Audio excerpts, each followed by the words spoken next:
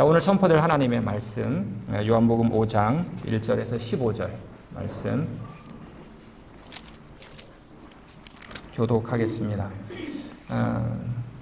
요한복음 5장 1절에서 15절.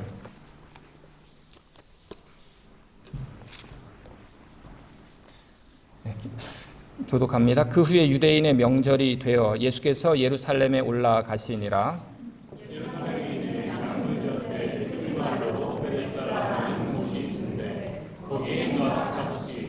그 안에 많은 병자, 맹인, 다리 저는 사람, 혈기 마른 사람들이 누워 물의 움직임을 기다리니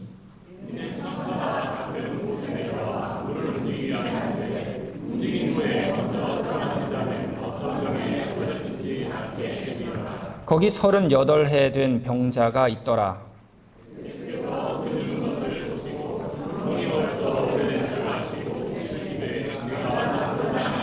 병자가 대답하되 주여 물이 움직일 때에 나를 못에 넣어주는 사람이 없어 내가 가는 동안에 다른 사람이 먼저 내려가나이다.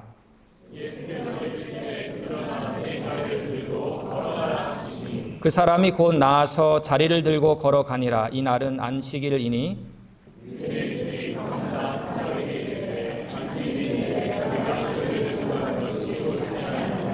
대답하되 나를 낫게 한 그가 자리를 들고 걸어가라 하더라 하니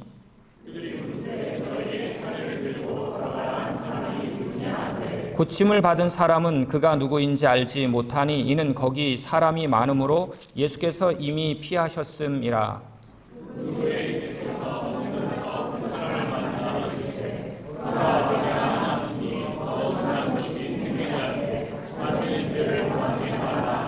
같이 읽습니다. 그 사람이 유대인들에게 가서 자기를 고친 이는 예수라 하니라. 아멘. 약간 기도하겠습니다. 하나님 아버지, 이 시간 성령을 우리에게 부으셔서 말씀을 깨닫게 하시고 진리의 말씀 앞에 순종하게 하여 주시옵소서. 오늘도 일어나 걸어가라는 주님의 음성에 응답하여 주님 따라가는 예수의 제자들 되게 하여 주시옵소서. 예수 그리스도 이름으로 기도하옵나이다. 아멘. 할렐루야. 예, 이 시간도 우리 주 예수 그리스도의 십자가의 은혜로 누구나 하나님의 사랑을 입으실 수 있습니다. 오늘도 하나님을 기대하시기를 바랍니다. 너희는 여호와를 만날 만한 때에 찾으라, 가까이 계실 때에 그를 부르라, 이렇게 말씀하셨습니다. 저는 우리 모두가 정말 주님을 찾고 그리고 주님을 부르고 그리고 주를 향한 그 갈급함, 그 간절함이 우리 모두에게 있기를 바랍니다. 그럴 때 주님은 나를 만나주시고 그러면 문제는 해결되고 오늘 우리가 이 세상을 살아갈 때 정말 기쁨과 감사와 감격으로 평강 가운데 살아갈 수 있습니다. 자, 오늘 본문은 38년 된 병자를 고친 사건에 대한 그러한 기록입니다. 자, 이 사건 이전에 우리는 요한복음 4장에서 예수님께서 왕의 신하의 아들을 멀리서 고치시는 장면을 우리는 함께 살펴보았습니다. 사실 그 왕의 신하의 아들이 무슨 병에 걸렸는지는 알지 못하지만 거의 죽게 된 지경까지 이르는 병이었습니다. 자, 둘 다 치유하기 어려운 병이죠. 오늘 본문의 사건은 38년 동안 병으로 누워 있었던 사람입니다. 근육이 다 풀어졌을 것이고 이제는 더 이상 일어날 소망이 없는 사람 아니겠습니까? 그러나 이런 사건을 통해서 우리에게 보여주시는 예수님은 어떤 분이신가? 예수님은 치유하시는 하나님이시다라고 하시는 것입니다. 오늘도 말씀 듣는 가운데 정말 오늘 우리에게 치료하는 광선이 비추셔서 어떤 질병이든지 어떤 마음의 상처든지 어떤 영적인 병이든지 어떤 정서적인 병이든지 절망이든지 어떤 것도 치유함 받고 또 기쁨과 감사가 여러분의 삶에 넘쳐나게 되기를 축복합니다. 1절 말씀을 보시면 그 후에 유대인의 명절이 되어 예수께서 예루살렘에 올라가셨다. 명절은 기쁜 날이죠. 추석, 설날 얼마나 즐거운 날입니까?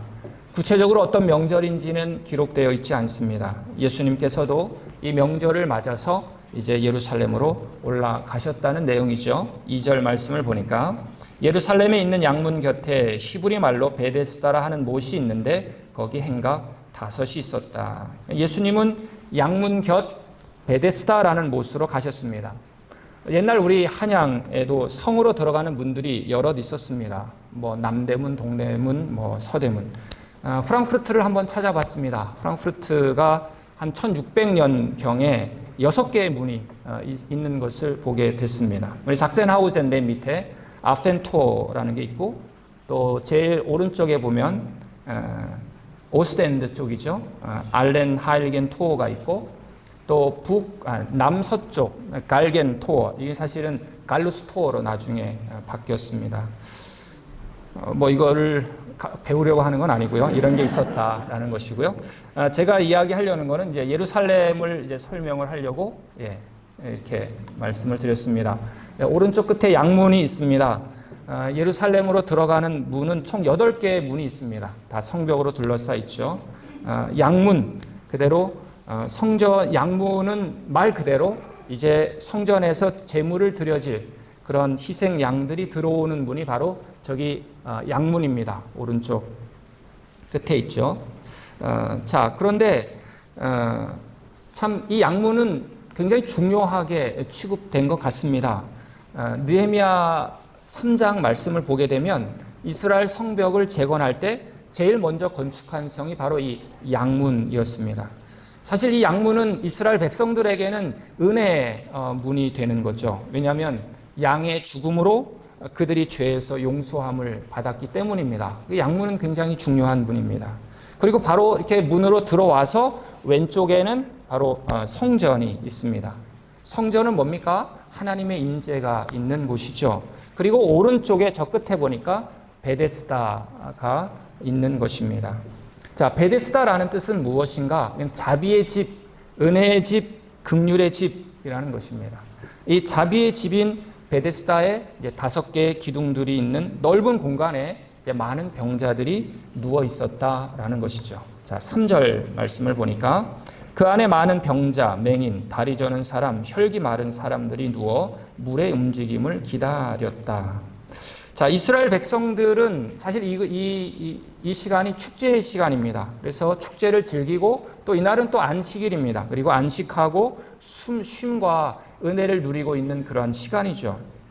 그리고 은혜의 문, 그 자비의 집, 정말 성전 가까이 하나님과 가까이 있는 그런 이 사람들은 결코 자비를 경험할 수 없고 은혜를 경험할 수 없고 축제를 즐길 수 없는 그러한 사람들이었다는 것이죠. 자, 그런데 그 자비의 집에 그 베데스다에 참 안식을 주시고 은혜와 자비를 가져다 주실 예수님이 그들에게 찾아오셨다고 하는 것입니다. 자, 3절 후반절과 4절 말씀을 보면 이렇게 되어 있습니다. 물의 움직임을 기다리니 이는 천사가 가끔 못에 내려와 물을 움직이게 하는데 움직인 후에 먼저 들어가는 자는 어떤 병에 걸렸든지 낫게 되미러라. 근데 우리 성경에는 이제 괄호로 되어 있어요. 독일어 성경을 보고 또 영어 성경을 보더라도 이 문장은 빠져 있습니다. 왜일까? 가장 오래되고 가장 믿을 만한 사본이 사실 이 부분이 빠져 있기 때문입니다. 그런데 이 부분을 보면 사실 이게 미신적인 그러한 내용들이죠. 학자들은 이 베데스다 연못이 이제 간헐천 온천이기 때문에 가끔 밑에서 온천물이 확 솟구쳐 올라올 때 이제 물이 움직이는 것입니다. 사실 온천물은 우리가 잘 알고 있는 것처럼 뭐 피부병이나 혹은 각종 관절염 이렇게 걸린 사람들이 들어가면 치유의 효과가 있다고 이야기를 하죠. 그러니까 당시 어떤 과학적인 지식이 없던 사람들의 눈에는 마치 이러한 일들이 천사가 내려와서 물을 막 휘젓고 가는 것처럼 그렇게 보였다는 것입니다. 그래서 누구든지 가장 먼저 이 베데스다 못에 뛰어들기만 하면 어떤 병이라도 낫는다는 그런 소문이 이제 돌기 시작했다라는 것입니다. 그러니까 당시 사람들은 이런 미신적인 신앙을 가지고 있었다는 것이죠. 어찌 생각해 보면 그 장소가 또 병들고 그리고 소망 없는 사람들에게는 그래도 치유의 가능성을 보여주는 곳이 되기도 하는 것입니다. 그래서 이 사람들은 여기에 인생을 걸고 베데스다 연못만 바라보고 있었다고 하는 것입니다. 그런데 예수님은 그 많은 병자들 중에 38년 동안 병으로 누워있는 사람, 거동조차 할 수 없는 사실 이 중증 환자에게 집중하셨다고 하는 것입니다. 5절 말씀을 보니까 거기 38해 된 병자가 있더라. 38해 된 병자. 근데 사실 이름도 없습니다. 단지 38년만 강조되고 있어요. 당시 평균 수명은 한 40세에서 45세라고 하죠. 그렇다면 그는 인생 대부분을 병과 함께 살았던 그러한 사람입니다. 여러분, 무슨 소망이 이 사람에게 있었을까요? 한번 그림 한번 여러분들에게 보여주고 싶은데요. 이 그림은 윌리엄 호가스라는 사람, 1697년에 태어나서 1764년에 죽은 분인데, 이 그림의 제목이 베데스다 연못의 그리스도입니다. 이 그림은 지금 런던의 성 바돌롬의 병원 벽화에 있는 그 그림인데, 이 중앙에 보시면 예수님이 38년 동안 이 병을 앓고 있는 환자에게 일어서라, 자리를 들고 걸어가라, 이러한 말씀을 선포하시고 이제 막 일어나는 그러한 모습을 그리고 있고요. 이 두 사람 주변에는 이 연못에 들어가려는 사람들, 그리고 연못에 빨리 들어가려고 뇌물을 주는 이 부자의 행동까지, 당시 사회의 부패성, 그리고 병자들의 그 자비가 얼마나 필요한지를 오늘 우리에게 그림으로 보여주고 있습니다. 됐습니다. 자, 예수님은 이 병자를 보셨습니다. 그리고 이 병이 얼마나 오래되었는지를 예수님은 아셨다고 6절 말씀에 기록되고 있죠. 예수께서 그 누운 것을 보시고 병이 벌써 오래된 줄 아셨다. 아마도 이 38년 된 이 병자는 아무도 자신의 처지, 자신의 눈물, 자신의 고통을 몰라준다고 생각했겠지만, 오늘 예수님은 그 아픔을 알고 계셨고 그 아픔을 보고 계셨다. 그런데 예수님이 그 상황을 아신다면 그냥 고쳐주시면 되는데 질문을 하죠. 뭐라고 질문합니까? 6절 말씀을 보니까 내가 낫고자 하느냐. 사실 이 질문은 필요 없는 질문이에요. 당연한 것을 묻고 있기 때문이죠. 그런데 이 병자는 그렇게 대답하지 않습니다. 뭐라고 대답합니까? 7절 말씀 같이 읽겠습니다. 병자가 대답하여되 주여,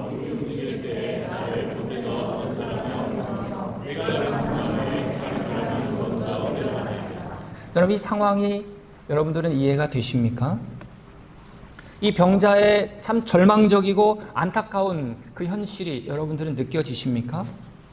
많은 병자가 그 연못 주변에 대기하고 있어요. 한 사람이 빨리 들어가야 그 병에서 치유될 수 있고, 전혀 움직일 수 없는 사람입니다. 그 사람에게 차례가 올 것 같지가 않아요. 내가 낫고자 하느냐? 우리 주님이 물으시면 뭐라고 대답하면 좋을까요? 네, 주님, 저를 좀 낫게 해주세요. 그러나 그렇게 말하지 않는다는 거예요. 물이 움직일 때 나를 못에 넣어주는 사람이 없습니다. 다른 사람이 먼저 들어갑니다. 원망과 피해의식과 무기력증에 사로잡힌 이 한 사람을 봅니다. 부정적인 시각에 가득 차 있는 한 사람이죠. 물론 긴 병에는 장사도 없다고 합니다. 아무리 해도 안 된다는 거죠. 어쩌면 낫고 싶다는 의지조차 없어 보이는 사람입니다. 어쩌면 이 이야기를 통해서 젊은 청년, 당신이 나를 좀 못에 넣어줄 수는 없겠소? 뭐 이런 의미도 그 안에 들어있지 않나 생각이 됩니다. 여러분, 혹시 우리 가운데 38년 된 병자와 같은 오래된 육체적인 병, 만성병, 정신적인 질환, 정서적인 병, 내가 하나 이것을 누군가 건드리면 폭발하는 그러한 것들, 나만 아는 어떤 영적인 무감각, 영적인 질병들, 또 사단에 놓은 어떤 올무에 늘 내가 빠지는 어떤 것이 있지 않습니까? 여러분, 내가 낫고자 하느냐? 이렇게 물으신다면, 그렇게 여러분에게 물으신다면 여러분들은 뭐라고 대답하겠습니까? 예수님은 우리의 소원을 묻고 계신 거예요. 여러분의 내면에서 말하고자 하는 진정한 소원은 무엇입니까? 내가 낫고자 하느냐? 이 질문은 오늘 우리에게 일어나고자 하는 그런 갈망을 가지라는 그런 오늘 우리에게 격려의 메시지일 수 있어요. 변화될 것이라는 강력한 소망을 가지라는 거죠. 오늘 예수님이 일어나 걷게 해주실 수 있다는 그 사실을 믿으라고 하는 것입니다. 여러분, 예수님은 나의 사정과 나의 형편을 그 누구보다 잘 아시는 분이십니다. 그 예수님 앞에 나아가서 나의 마음을 쏟아 놓으시기를 축복합니다. 예수님은 절망 가운데 있는 병자를 불쌍히 여기십니다. 오늘 8절 말씀을 보니까 예수께서 이르시되 일어나 내 자리를 들고 걸어가라. 여러분, 이 말씀을 마음에 새기시기를 바랍니다. 예, 주님, 저 정말 낫고 싶습니다. 그렇습니다, 주님. 저의 오래된 영적인 문제들, 질병들 다 치유되고 자리를 들고 일어나 걸어가라는 그런 말씀이 그대로 저에게도 성취되기를 바랍니다.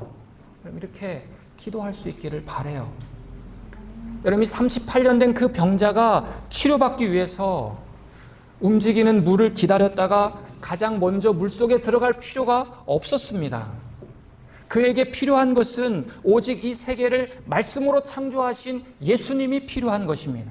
그분이 말씀하시면 즉각적으로 그대로 되기 때문에 그렇습니다. 여러분, 병자는 지금 예수님의 말씀만으로 충분했다고 하는 거예요. 여러분, 주저앉고 싶을 때 이 말씀을 기억하시기 바랍니다. 일어나 걸어가라. 여러분, 예수님은 죽은 자를 살리실 때도 일어나라 이렇게 선포하셨습니다. 여러분, 일어나 걸어가라는 주님의 음성이 여러분들의 귓가에, 여러분들의 가슴 속에 들릴 수 있기를 축복합니다. 여러분, 예수님이 말씀하시자 곧바로 모든 것이 다 해결되었어요. 9절 말씀, 이 사람이 곧 나아서 자리를 들고 걸어갔다. 움직이는 물이 그를 고쳐준 것이 아니에요. 예수님이 그를 고쳐주신 것이죠. 움직이는 물에는 치유도 없었고 생명도 없습니다. 그러나 생명은 예수 그리스도에게 있었다고 하는 거예요. 연못의 물이 아무리 그럴듯하고 많은 사람이 모여도 엄청난 일이 일어날 것처럼 그렇게 요란해도 오늘 38년 된 병자를 고쳐준 것은 연못에 움직이는 물이 아니라 예수 그리스도였다라고 하는 사실입니다. 여러분, 사람들은 지금도 베데스다 연못의 신화를 믿고 있어요. 자기가 계획해 놓고 이렇게 되면 행복할 거야 생각합니다. 내가 건강해지면 좋은 배우자를 만난다면 막연한 미래를 꿈꾸고 있습니다. 열심히 살면 좋은 일이 일어날 거야. 거짓된 복음을 믿고 있는 거죠. 이런 죄는 괜찮을 거야. 하나님이 나를 사랑하니까 용서하실 거야. 이렇게 우리는 베데스다 연못의 신화, 자신의 신념을 근거로 스스로를 위로하고 있는 모습.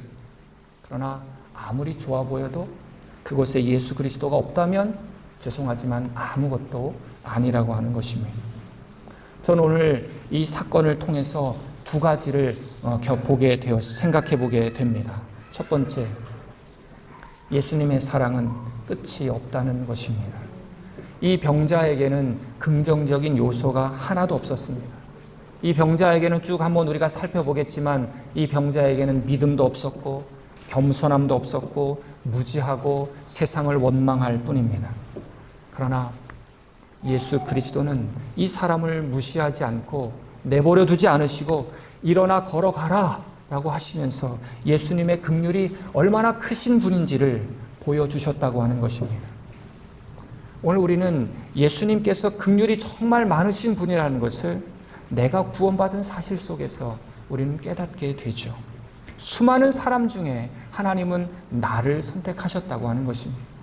나는 과연 괜찮은 사람입니까? 결코 그렇지 않습니다. 우리도 다 죄 속에 살던 사람이었어요. 그러나 하나님의 긍휼하심 속에 나의 죄는 사함받았고 하나님에게서 오는 이 풍성한 은혜와 축복을 누리게 되었다고 하는 것입니다.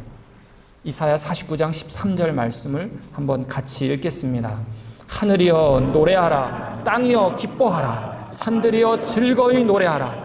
여호와께서 이 백성을 위로하였은즉 그 고난 당한 자를 긍휼히 여길 것임이니라. 아멘. 그 하나님의 긍휼하심의 위로를 받고 오늘 우리도 연약한 자들을 긍휼히 여길 줄 아는 하나님의 사람들 되시기를 축복합니다. 두 번째, 이 38년 된 병자를 고치시는 이 사건을 통해서 예수님의 능력은 참 강력하다라는 것을 보게 됩니다. 죽은 자도 살리시는 예수님 아니겠습니까? 38년 된 병자는 자기 힘으로는 아무것도 할 수 없는 사람입니다. 사실 살았지만 죽은 상태예요. 절대 절명의 절대 절망의 자리에 있던 이 사람을 하나님께서는 일으키신 것이죠. 여러분, 우리가 믿는 복음에는 엄청난 능력이 있습니다. 복음은 믿는 자에게 능력이 되는 것이죠. 인간을 죄에서 구원하는 능력이 되는 것입니다. 인간을 변화시키는 능력입니다. 여러분, 바울도 에베소에 보내는 편지에서 이렇게 편지를 쓰죠. 에베소 6장 10절 같이 읽습니다. 끝으로 너희가 주 안에서와 그 힘의 능력으로 강건하여지고, 아멘. 예수 그리스도의 힘의 능력으로 너희들은 얼마든지 강건해질 수 있다. 고린도 교회에 보내는 편지에게는 이렇게 씁니다. 같이 읽습니다. 하나님의 나라는 말에 있지 않고 오직 능력에 있습니다. 아멘. 그렇습니다. 여러분, 복음은 모든 믿는 자를 구원하시는 하나님의 능력인 것입니다. 저는 정말 우리 모두가 예수 안에서, 은혜 가운데서, 복음 안에서 강한 성도들, 능력 있는 성도들이 다 되실 수 있기를 축복합니다. 자, 그런데 문제가 생겼습니다. 9절 말씀 끝에 보니까 이 날은 안식일이었다. 여러분, 안식일의 규례의 핵심이 뭡니까? 아무 일도 하지 말라는 거예요. 그런데 예수님께서는 자리를 들고 일어나 걸어가라 하신 것이 문제가 된 거죠. 왜 그렇습니까? 노동을 했다고 하는 것입니다. 여러분, 이것은 병자로 하여금 안식일의 법을 깨트리도록 한 거죠. 당시에 안식일을 의도적으로 범한 사람은 사형에 처할 수도 있는 일이 있습니다.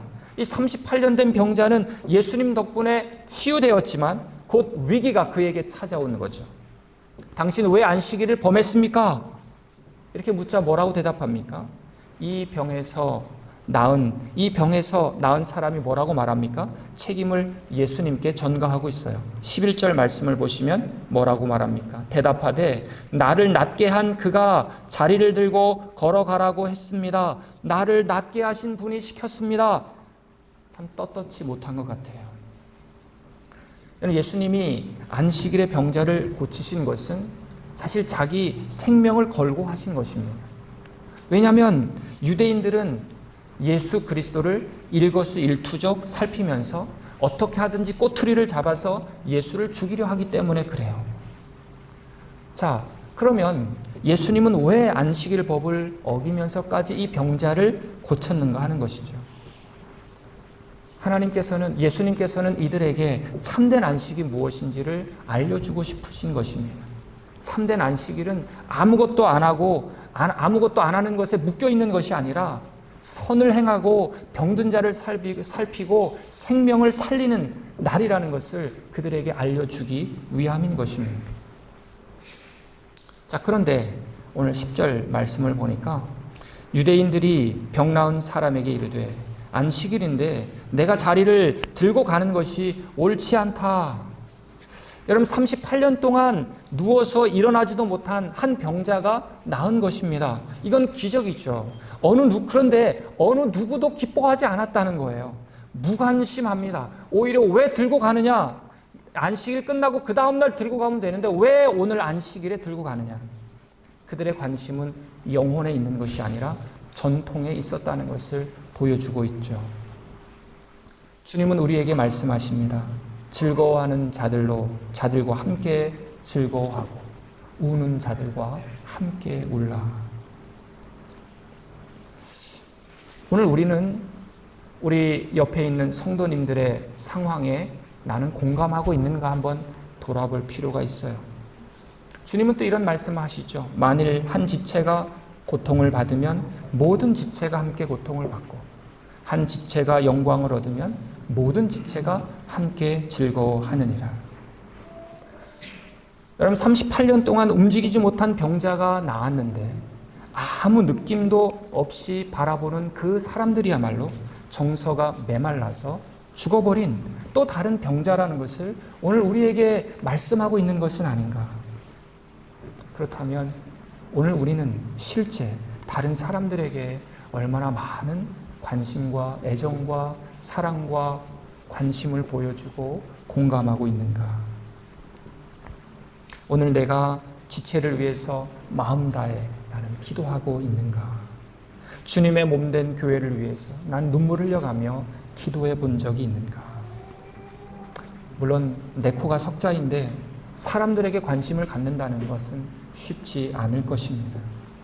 아니, 관심을 표현하다가도 힘에 버거워서 또 쉽게 지치기도 합니다. 그러나 예수님은 그러지 않으셨다는 거죠. 예수님은 사랑하고 또 사랑하고 찾아가시고 또 살리시고 구원하시고 또 공감해 주시고 함께 우시기도 하시고, 여러분 결국 내 힘으로는 안 된다는 결론에 우리는 도달하게 됩니다. 그러나 성령의 능력으로는 가능할 줄로 믿습니다. 저는 먼저 정말 우리 모두가 아들을 내어주신 그 하나님의 사랑을 깊이 경험하고 내 옆에 있는 지체, 교회, 우리 주변의 사람들에게 관심과 사랑을 보여줄 수 있기를 바랍니다. 제가 오늘 집중하고 싶은 것은 14절입니다. 한번 같이 읽겠습니다. 그 후에 예수께서 성전에서 그 사람을 만나 이르시되 보라, 내가 나았으니 더 심한 것이 생기지 않게 다시는 죄를 범하지 말라 하시니, 더 심한 것이 생기지 않도록, 더 심한 것이 생기지 않게. 더 심한 것이 무엇일까요? 더 심한 병이 무엇일까요? 여러분 38년 된 병자에게 더 심한 병이 무엇이 있겠습니까? 이것은 하나님의 심판을 이야기합니다. 너가 이제 나았으니 병 고침 받은 것만 기뻐하지 말고 하나님의 심판을 받지 않도록 다시는 너는 죄를 범하지 말라 경고하신 것입니다. 그렇다면 예수님께서 병을 고친 사건은 병을 고치는 것이 목적이 아니라는 것을 우리에게 보여주고 있습니다. 결국 이 사람에게 궁극적으로 필요했던 것은 바로 영혼의 구원이었다고 하는 것이죠. 그런데 저는 이 38년 된 병자에게서 이 마지막 말씀을 보면서까지 믿음의 흔적이 그에게는 없었다고 하는 것입니다. 일단 예수님께 낫게 해달라고 간청하지도 않고 나은 것에 감사와 감격도 없고, 오늘 예수님이 죄짓지 말라고까지 말했음에도 불구하고 안식일을 범하게 된 자는 바로 예수다. 오히려 예수를 고발하고 있는 형국이에요. 15절 말씀 뭐라고 말합니까? 그 사람이 유대인들에게 가서 자기를 고친 이는 예수입니다. 이렇게 고발한 거예요. 그러니까 16절 어떤 일이 벌어집니까? 그러므로 안식일에 이러한 일을 행하신다 하여 유대인들이 예수를 박해하게 된지라. 그러니까 베데스다 이 병자는 병고침을 받은 후에 오히려 예수님을 향한 박해를 불러오는 사람이 되었다고 하는 것입니다. 예수님께 은혜를 받았다면 감사하며 하나님의 위대하심을 증거하며 살아야 함에도 불구하고 받은 은혜를 다 쏟아놓고 주님을 고발하고 나의 욕심을 위해 살아가고 있는 이 사람을 우리는 보게 됩니다. 그런데 여러분, 이 14절 말씀이 사실은 이 병자에게 해당되는 것이지만 오늘 우리에게도 해당되는 말씀이라고 하는 것이죠. 예수님께서 치유하신 목적은 다시는 죄를 범하지 말라. 오늘 우리에게 은혜를 주신 목적은 다시는 죄를 범하지 말라. 또 다시 죄악된 삶으로 살지 말라라는 것입니다. 받은 바 은혜를 쉽게 쏟아버리는 어리석은 사람이 되지 말라는 것이죠. 가깝게는 지난주 수양회 때 받은 은혜를 간직하며 계속해서 기도의 삶을 꾸준히 살아가라는 것입니다. 또한 수많은 사람 중에서 우리가 하나님으로부터 선택받고 구원의 감격을 맛보고도 자기 중심적인 삶, 자기의 유익과 자기 만족을 위해서 살아가지 말라고 하는 것입니다. 예수가 주인된 삶, 하나님 나라 백성다운 그런 거룩한 삶을 살라는 것입니다. 병이 나은 것에 만족하지 말고 이제는 죄와 싸우는 영적인 삶을 살라고 격려하고 계신 것입니다. 다시는 죄를 짓지 말라. 거룩한 삶을 살아가려고 할 때 필수는 뭡니까? 회개하는 거죠. 회개 없이 거룩한 삶은 불가능한 것입니다. 사람이 많이 모이는 것이 부흥이 아닙니다. 회개가 일어나는 것이 진정한 부흥이라는 것입니다. 왕이건 대통령이건 대기업 총수건 어떤 세상의 높은 사람이라 해도 죽는다면 하나님 앞에 서야 됩니다. 자, 그런데 회개하지 않는 사람은 지옥에 갈 수밖에 없어요. 회개한 사람만이, 예수님을 주인으로 모신 자만이 천국에 들어갈 수 있는 것입니다. 그러므로 가장 시급한 일은 회개하는 것이죠. 주여, 오늘 나에게 회개의 기쁨, 회개의 은혜를 경험하게 하여 주시옵소서. 다시는 죄짓지 않게 하여 주시옵소서. 은혜 받은 것으로만 만족한 것이 아니라 정말 경건한 삶으로 계속해서 나아가라고 우리에게 격려해 주고 있는 것입니다. 그래서 구원받은 자로서, 치유받은 자로서 하나님 나라의 백성다운 삶을 살게 하여 주시옵소서. 여러분, 병에서 나은 그 자유보다 더 중요한 것은 죄로부터의 자유인 것입니다. 겉사람의 치유보다 더 중요한 것은 내 속사람의 치유죠. 그렇다고 치유를 위해서 기도하지 말라는 말입니까? 그건 아니죠. 아픈 자를 위해서 함께 기도하라고 주님 말씀하고 있어요. 그런데 이 아픈 자를 위해서 기도해야 되는데 이 사람이 낫고 안 낫고는 하나님의 주권에 달려 있다고 하는 것입니다. 그러므로 오늘 우리가 질병 가운데 있다 할지라도 죄사함의 기쁨, 그것보다 더 큰 기쁨이 우리 가운데 어디 있겠습니까? 그 기쁨으로 질병의 고통을 넉넉하게 이길 수 있기를 축복합니다. 그것이 믿음의 본질인 거죠. 오직 하나님 나라를 바라보면서 거룩한 삶, 회개의 삶으로 나아가는 저와 여러분들 되시기를 축복합니다. 기도하겠습니다. 주님께 회개합시다. 주님 뜻대로 살지 못한 것을 회개합시다. 받은 은혜를 너무나 쉽게 쏟아버리는 것을 회개합시다. 또다시 우리는 은혜 받을 시간만 기다리고 있지는 않습니까? 주님, 정말 주님이 주인된 삶을 살게 하여 주시옵소서. 회개의 영을 부어 주시옵소서. 내가 낫고자 하느냐, 우리 주님은 묻고 계십니다. 이 시간 내 마음 깊은 곳에서 나오는 소망을 기도로 말하시기를 바랍니다. 기도하겠습니다. 하나님 아버지, 감사합니다. 주님께서 우리를 구원하여 주시고 죄사함을 받게 하여 주시고 넘치는 은혜를 우리 가운데 부어 주셨습니다. 그럼에도 불구하고 여전히 하나님 아버지 죄에 허덕이고 살아가고 있지는 않는지, 하나님 아버지 경건한 삶을 살아가야 함에도 불구하고 거룩한 삶으로 계속해서 주님을 바라보는 삶을 살아야 함에도 불구하고 여전히 하나님 아버지 죄 속에 어덕이며 살아가는 나의 모습이 있다면 주님 앞에 회개하게 하여 주시고, 정말 회개의 영이 우리 가운데 부어주셔서 날마다 회개하며 부흥의 은혜를 경험하는 우리의 사람들, 우리 모두가 될 수 있도록 주여 인도하여 주시기를 간절히 원합니다. 하나님, 질병 속에 고통당하고 있는 형제 자매들이 있습니다. 주여 치유하여 주시옵소서. 주여 낫게 하여 주시옵소서. 마음의 소망을 하나님 앞에 아랠 수 있는 믿음의 사람들 될 수 있도록 도와주시기를 간절히 원합니다. 정서적인 질병 가운데서 치유받기를 원하며 하나님 아버지, 내 마음속의 고통과 아픔을 주님 앞에 내어놓으며 하나님께서 우리의 모든 아픔과 우리의 연약함을 다 아십니다. 오 주여, 깨끗하게 치유하여 주시고 하나님 받은 바 은혜를 가지고 하나님 이제는 이 세상 속에서 담대하게 하나님 예수 그리스도의 복음을 증거하며 이제는 담대하게 이 세상에서 살아계신 하나님의 그 풍성한 은혜를 누리며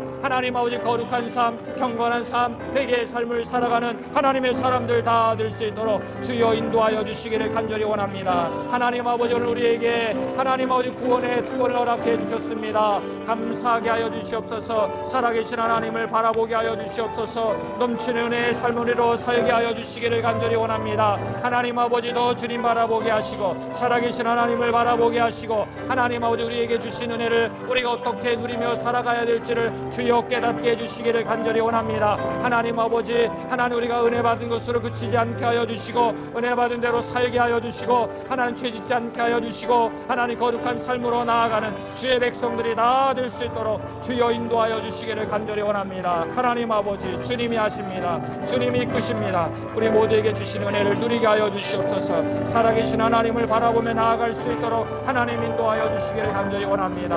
하나님 주여, 살아계신 하나님을 바라보게 하여 주시옵소서. 살아계신 하나님을 이끌어 나아갈 수 있도록 도와주시옵소서. 살아계신 하나님의 풍성한 은혜를 누리며 나아갈 수 있도록 하나님 인도하여 주시옵소서. 하나님 아버지, 오늘도 우리에게 소망의 말씀을 주셔서 감사드립니다.